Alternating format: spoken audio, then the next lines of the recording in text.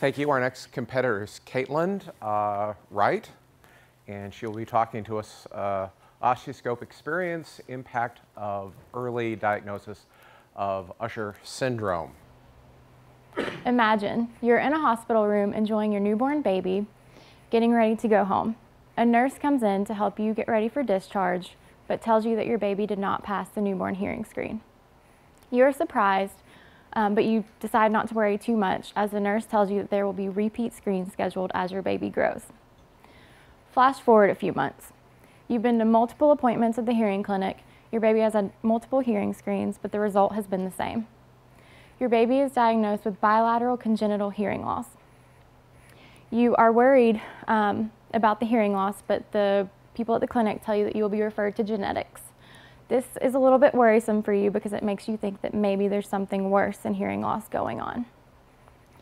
At the genetics appointment, you tell the genetic counselor that you know your baby has hearing loss, but no one can tell you why. You tell her that you are saddened by the thought that your baby may never hear your voice, and you would like to have an answer for why this has happened. The geneticist decides to order genetic testing to try to find an answer. You are told your baby otherwise looks healthy and that you will receive results in a few months. A few months later, you receive a call with these test results from the testing. The genetic counselor tells you that they have found an answer for why your baby has hearing loss, but that the test also revealed that there might be something else to worry about.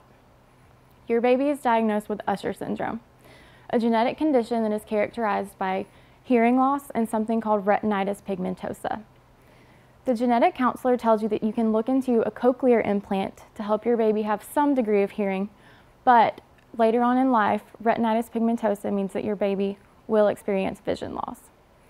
Typically, this is around adolescence, and the genetic counselor tells you that before they were diagnosing children based on this vision loss.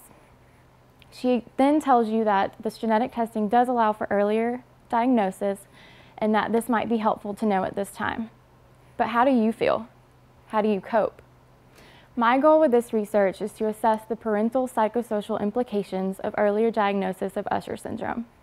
By interviewing parents of children who are diagnosed based on genetic testing, as well as parents who have been of children who have been diagnosed via vision loss, I hope to find out whether earlier diagnosis allows parents to feel better prepared and help them cope a little bit better with this diagnosis.